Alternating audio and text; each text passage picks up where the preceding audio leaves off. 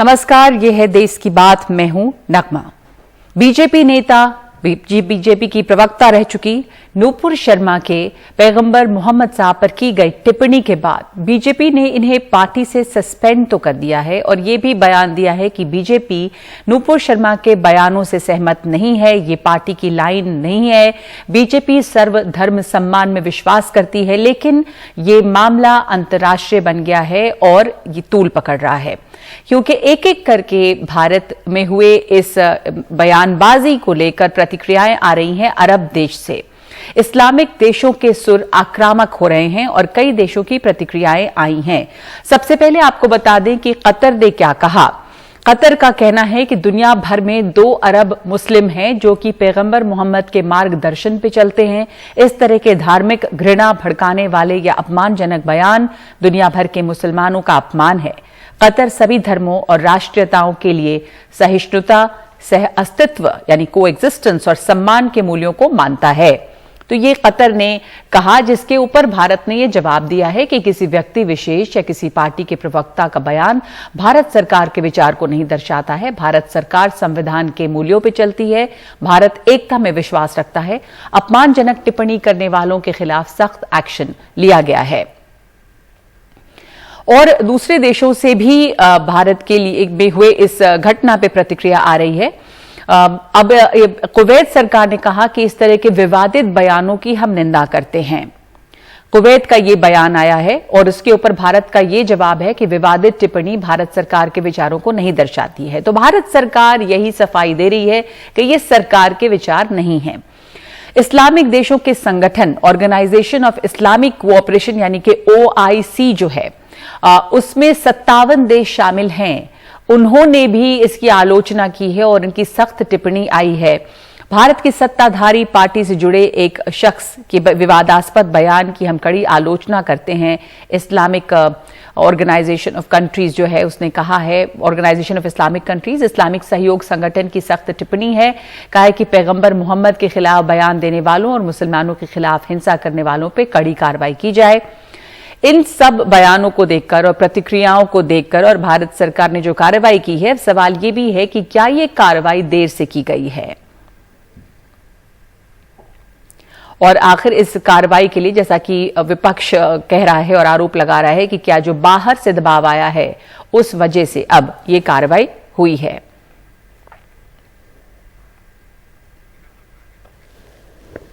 तो सबसे पहले इसके ऊपर हम देखते हैं एक रिपोर्ट उमाशंकर सिंह की। कल तक तमाम मंचों से बीजेपी के राष्ट्रीय प्रवक्ता के तौर पर पार्टी का पक्ष रखने वाली नूपुर शर्मा अब 6 साल के लिए पार्टी से बाहर हैं। एक और बीजेपी नेता नवीन कुमार जिंदल को भी बीजेपी ने निकाल दिया है। इन पर यह कार्रवाई तब की गई जब पैगंबर को लेकर इनकी टिप्पणियों पर सऊदी अरब, ईरान, कुवैत, कतर और बहरीन जैसे देशों ने भी सख्त ऐतराज किया है। इनमें से कई देशों में भारत के राजदूतों को बुलाकर इन बयानों पर नाराजगी जताई गई। और तो और 57 देशों के संगठन OIC यानी ऑर्गेनाइजेशन ऑफ इस्लामिक कोऑपरेशन ने कहा, भारत की सत्ताधारी पार्टी से जुड़े एक शख्स के विवादास्पद बयान की हम कड़ी आलोचना करते हैं।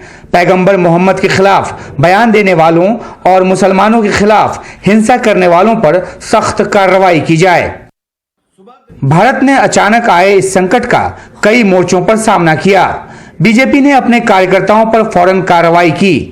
अलग अलग सरकारों को यह बताया गया कि यह बयान भारत सरकार के किसी शख्स का नहीं है और भारत ऐसे किसी बयान का समर्थन नहीं कर सकता।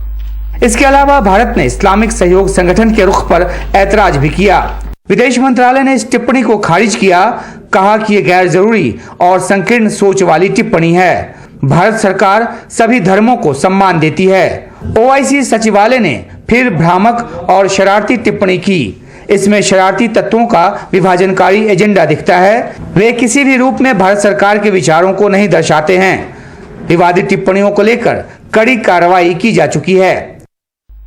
वैसे भारत सरकार की एक कार्रवाई पर कई देशों ने संतोष जताया है, लेकिन ये सवाल बना हुआ है कि ऐसी नौबत क्यों आई। सरकार ने पहले कार्रवाई क्यों नहीं की। हम 10 दिन से पुकार रहे हैं, FIR रजिस्टर करा रहे हैं कि एक्शन लीजिए, एक्शन लीजिए, मगर आप अब एक्शन किस पे लेते? कानपुर पे एक्शन लेते हैं जहां पर 34 मुसलमानों पर NSA लग गया, और आपकी स्पोक्स पर्सन आराम से अपने घर में बैठी है, कोई उन पर एक्शन नहीं लेगा। अगर आज कोई फेसबुक पोस्ट पर या ट्विटर पर देश के प्रधानमंत्री के बारे में अनाप शनाप बक दे तो 24 घंटे के अंदर उसको अरेस्ट कर लिया जाता है, जेल में डाल दिया जाता है।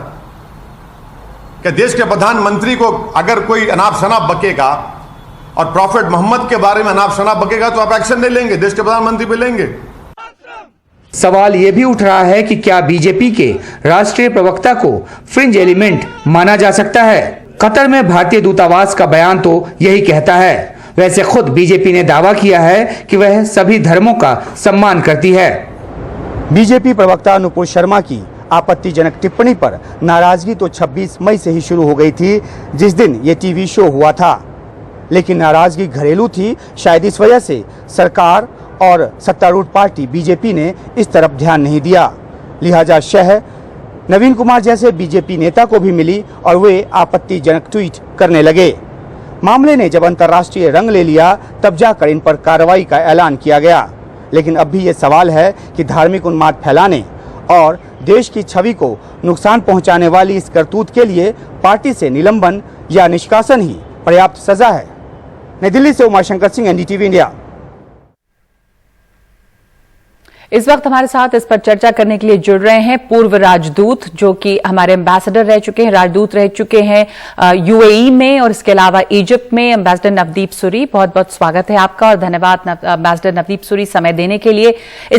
इस मामले ने जैसा अंतर्राष्ट्रीय रूप अख्तियार किया है और जितनी भारत की फजीहत हुई, क्योंकि भारत सरकार को सफाई देनी पड़ रही है बार बार। आप OIC का बयान देखें, कतर है, बहरीन है, कुवैत है। आपको क्या लगता है, आप कुछ अरब देशों में हमारे राजदूत रह चुके हैं, कि अरब देशों और भारत के संबंध पे इसका कैसा असर पड़ता है? देखिए, OIC की जो स्टेटमेंट है उसको तो मैं कुछ ज्यादा वजन नहीं दूंगा। उनका काम है ऐसे बोलना, वो कहते रहते हैं और हम भी उसके ऊपर टिप्पणी करते रहते हैं। लेकिन जहां तक मसला है कतर का, कुवैत का, बहरीन का, सऊदी अरब का, ईरान का, ये एक अलग कैटेगरी में आता है।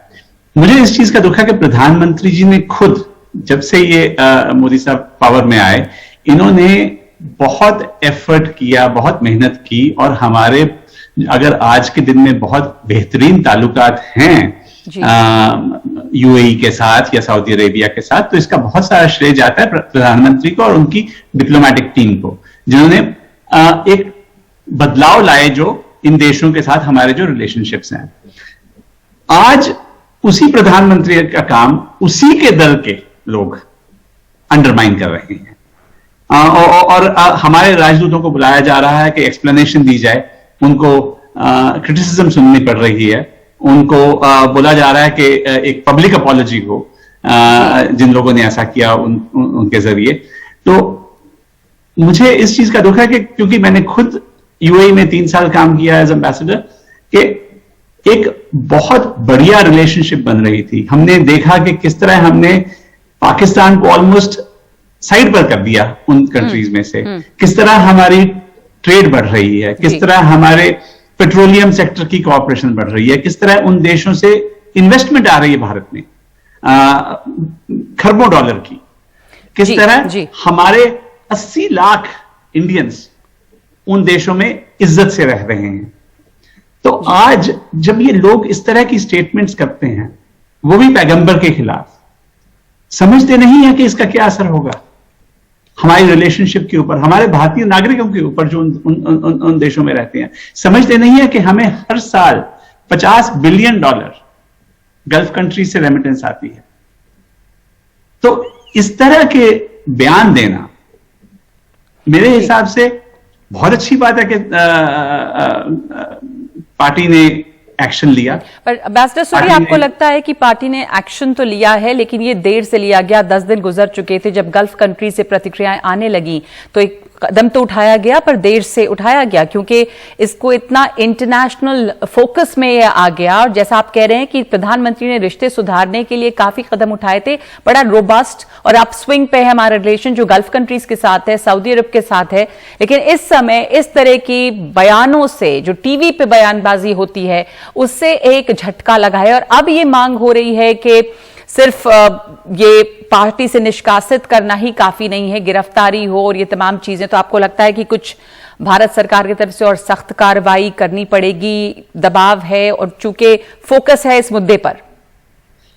मेरे हिसाब से हमारे जो मित्र हैं अरब देशों में, खास करके खलीज में, वो बहुत ध्यान से देखेंगे अगले कुछ सप्ताह में क्या होता है जी।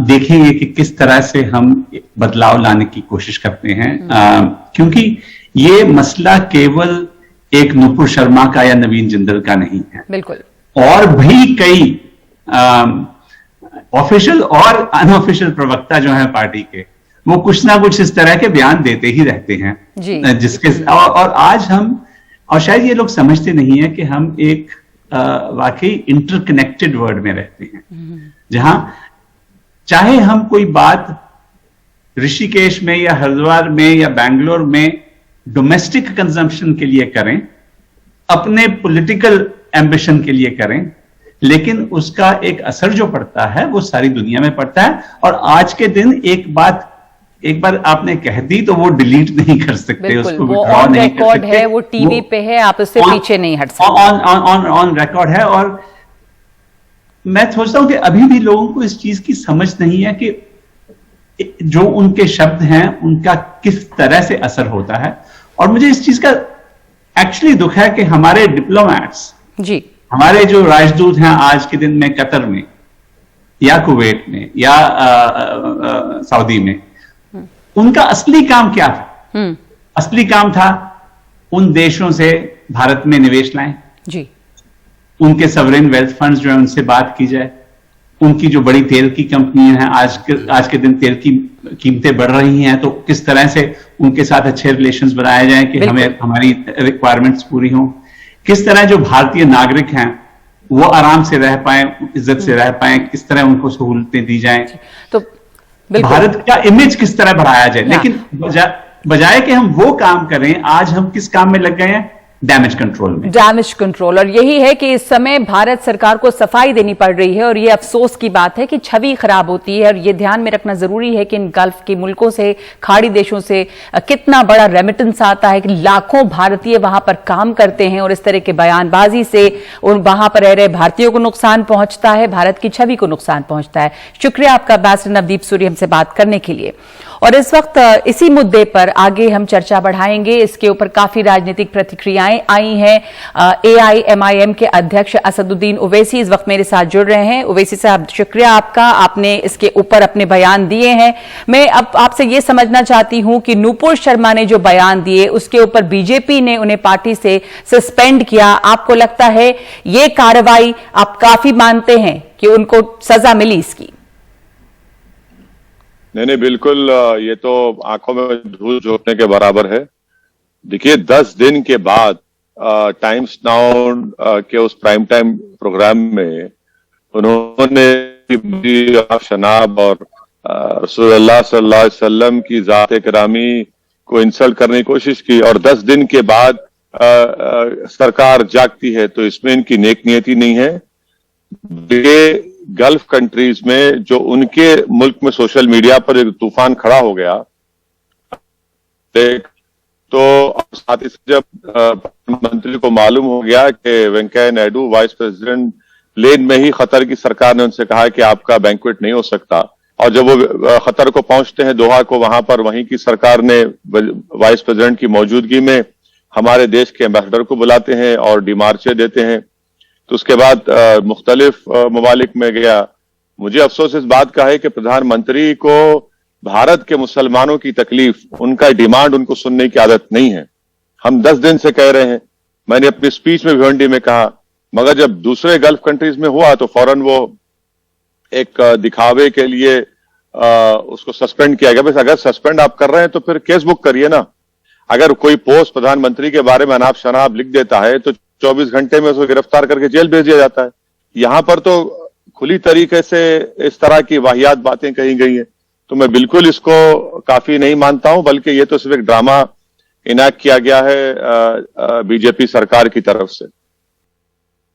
नहीं कि सिर्फ ये एक ड्रामा है बीजेपी सरकार की तरफ से, पर कार्रवाई की तो गई और जिस तरह के बयान आते रहे पहले और कार्रवाई नहीं हुई, उसमें पार्टी ने अब इन्हें सस्पेंड किया है। तो आपको नहीं लगता कि कम से कम इस बात की तारीफ होनी चाहिए, ये काबिले तारीफ है, सराहनीय है और तमाम लोगों को अपने पार्टी से ऊपर उठ के इसकी तारीफ करनी चाहिए?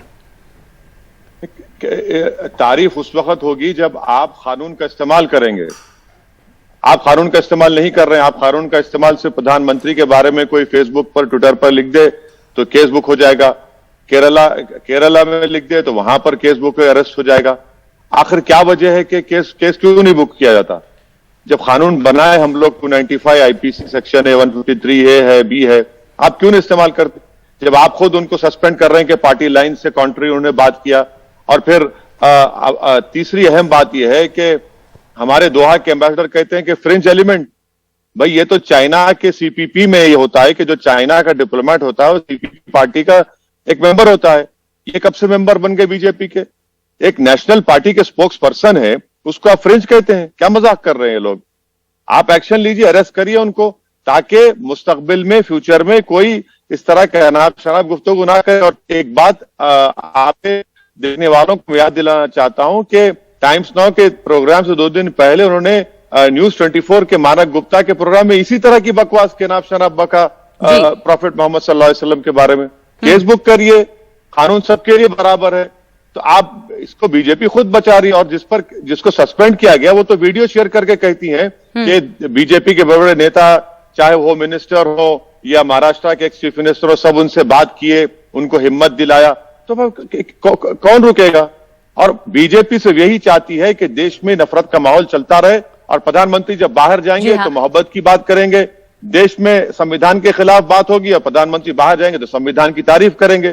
तो ऐसा तो नहीं हो सकता ना। मुझे डर इस बात का है कि हमारे 34 लाख इंडियंस यूएई में है, सऊदी अरब में 25 लाख है, कुवैत में 10 लाख है, ओमान में 7.5 लाख है, कतर में 7.5 लाख है, नेपाल में है, बहरीन में है। अरे आज आप देखिए मैडम, कोई इस पर बात नहीं कर रहा है कि सऊदी अरब जो है $2 से $6 पेट्रोल की कीमत बढ़ा दिया है भारत के, जो हम ऑयल खरीद रहे हैं, ऑयल खरीदेंगे। अमेरिका पे नहीं बढ़ाता है। अबे कौन सी स्ट्रेटेजिक पॉलिसी आपकी, कौन सी फॉरेन पॉलिसी है?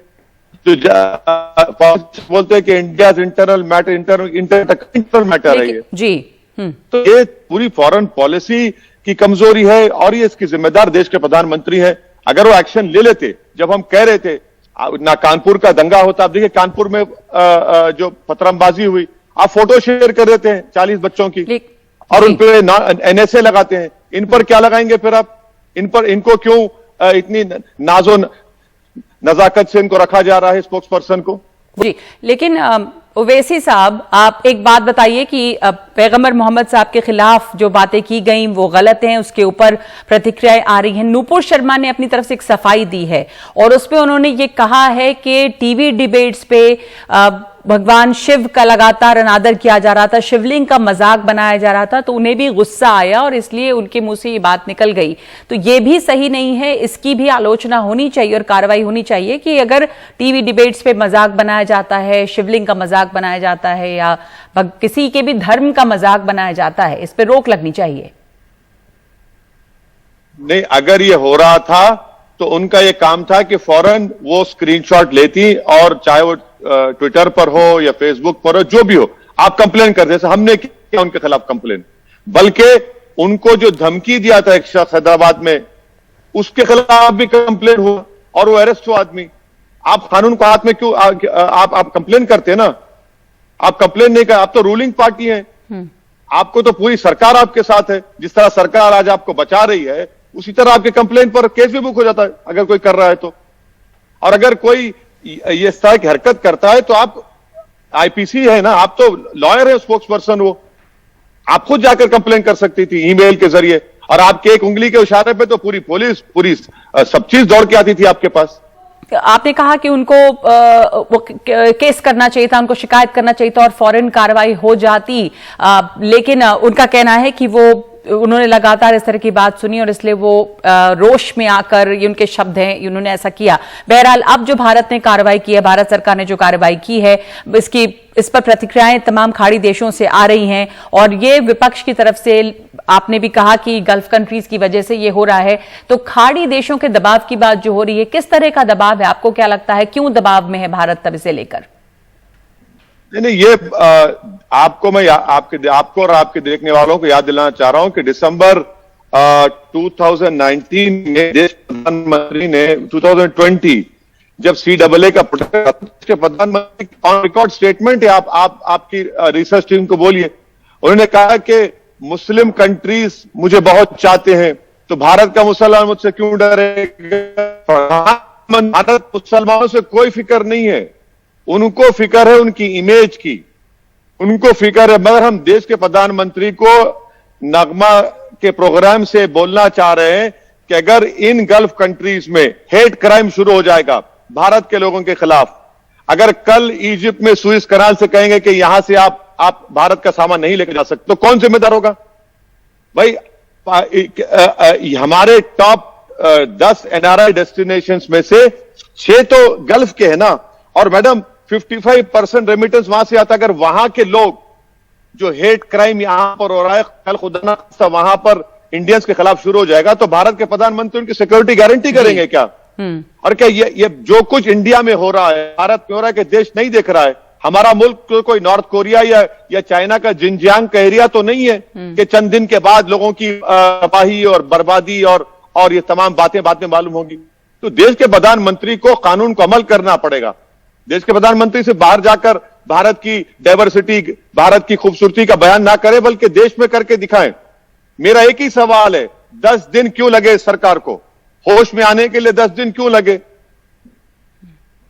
10 दिन क्यों लगे कार्रवाई करने के लिए? और बाहर से दबाव आया तब क्या सरकार ने कार्रवाई की? ये सवाल उठा रहे हैं कि सिर्फ बाहर जाकर भारत की डाइवर्सिटी की बात करना सही नहीं है, यहां हिंदुस्तान में इस डाइवर्सिटी को, इस विविधता को बनाए रखना बहुत जरूरी है। AIMIM के अध्यक्ष असदुद्दीन ओवैसी हमारे साथ जुड़े थे। बहुत बहुत शुक्रिया आपका ओवैसी साहब अपने विचारों के लिए। इस वक्त देश की बात में हम एक ब्रेक ले रहे हैं।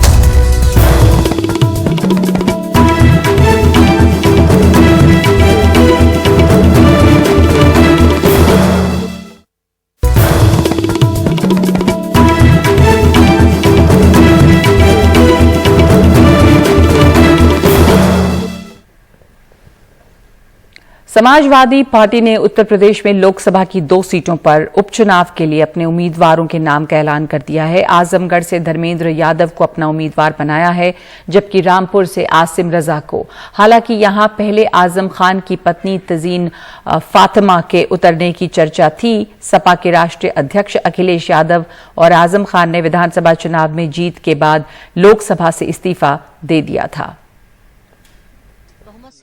रामपुर लोकसभा सीट के उपचुनाव में तंजीन फातिमा नहीं, आसिम राजा उम्मीदवार होंगे। ये ऐलान खुद सपा दफ्तर में आकर आजम खान ने किया।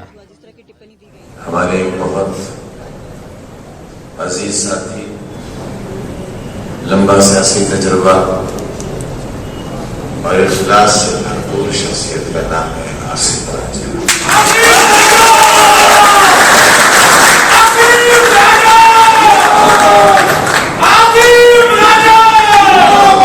ये चुनाव हम आसिम राजा साहब को लड़ाना चाहते हैं और आपसे अपनी तकलीफों का हिसाब लेना चाहते हैं। हैरानी इसलिए हुई कि सोमवार सुबह से इस सीट के लिए तंजीन फातिमा का नाम चल रहा था। इसी तरह अखिलेश यादव की खाली सीट पर धर्मेंद्र यादव उम्मीदवार हो रहे हैं, ना कि डिंपल यादव जैसी चर्चा थी। नामांकन के आखिरी दिन आजम खान और अखिलेश यादव ने अपनी पत्नियों को चुनाव न लड़ाने का फैसला किया है। रामपुर के आवाम का आजम खान साहब से बड़ा करीबी और जज्बाती रिश्ता है। आजम खान साहब के हर पैमाने पे, हर दहलीज पे लोगों ने लबैक कहा है, लोगों ने आपके साथ चले, भरपूर साथ दिया है और ये इलेक्शन भी हम सबके लिए बहुत अहम है, आजम खान साहब के लिए बहुत अहम है। जिस तरह साबित में पहले रामपुर के लोग आजम खान साहब के पैगाम को उनकी आवाज में आवाज मिलाकर चलते रहे हैं, इंशाअल्लाह लोकसभा के इस इलेक्शन में भी लोगों के जज्बात इसी तरह रहेंगे। मुझे पूरा यकीन है कि आजमगढ़ के लोगों ने, जैसा मैंने कहा, कि हमेशा समाजवादी ताकतों को मौका दिया है। इस उपचुनाव में भी ऐतिहासिक तौर पे समाजवादी पार्टी को लोग ताकत देंगे और ये लोग जो झूठ की बुनियाद पे राजनीति कर रहे हैं, मैंने कहा ना कि बेरोजगारी के नाम पे उठाइए, महंगाई के नाम पे देखिए, गरीबों की आमदनी दूनी करने के नाम पे देखिए, राशन के नाम पे कैसा सौतेला व्यवहार हुआ, महंगाई कब बढ़ाई जाती है, कब घटाई जाती है, जनता बेहतर तरीके से जानती है। आजमगढ़ के लोगों ने हमेशा देश की राजनीतिक दिशा को बदला है और इस चुनाव में भी मैं समझता हूं फिरका परस्त ताकतों को खाड़ फेंकने का काम आजमगढ़ के लोग करेंगे। आजमगढ़ में धर्मेंद्र यादव का मुकाबला बीजेपी के उम्मीदवार भोजपुरी के सुपरस्टार निरहुआ से होगा। सपा से लड़ाई कोई है नहीं, इस बार लड़ाई जो है वो बसपा से है। पिछली बार लेकिन सर वही दूसरी तरफ देखे तो जो है 2022 विधानसभा में सपा ने यहाँ 10 विधानसभा सीटें जीत ली, तो कितना चुनौतीपूर्ण ये देख रहे हैं, ये भी तो देखने की बात है। आप ये भी देखिए कि उन 10 विधानसभा में दूसरे नंबर पे हमारी पार्टी रही जी, और अब जो है आप अगर देखेंगे पिछले उनके महागठबंधन के समय में जो मैंने लोगों का आशीर्वाद प्यार पाया था जी, वो बहुत ही ज्यादा था और अब जब उनका गठबंधन टूट चुका है तो ऐसे में जितने लोगों ने मुझे आशीर्वाद प्यार दिया था वही मेरे आशीर्वाद प्यार मिल जाएंगे, मैं आराम से जीत जाऊंगा। रामपुर सीट पर भारतीय जनता पार्टी ने पूर्व एमएलसी घनश्याम लोधी को प्रत्याशी बनाया है। आजमगढ़ और रामपुर सीट पर 22 जून को वोट डाले जाएंगे। फिलहाल अब देखना होगा कि कैसे रामपुर से चुनाव जिताते हैं आजम खान आसिम राजा को, और धर्मेंद्र यादव के लिए अखिलेश यादव पूरी कोशिश जी जान लगाएंगे, ये तय है। दिल्ली से Saurabh Shukla, NDTV India.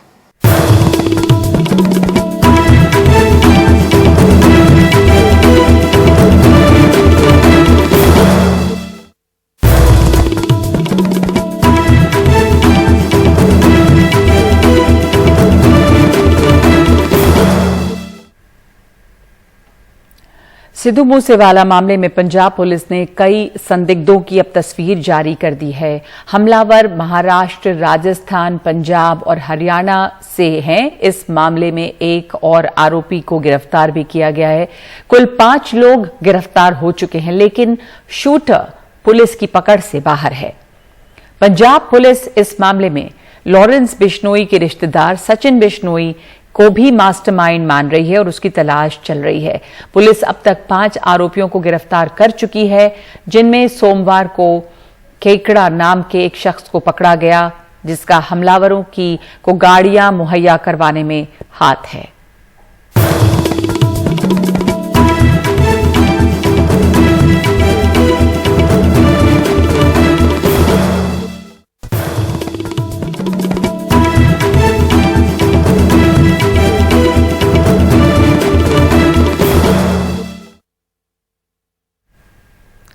Corona एक बार फिर से शहर की शांति भंग करता लग रहा है। मुंबई में बीते 6 दिनों में 90% मामले बढ़े हैं।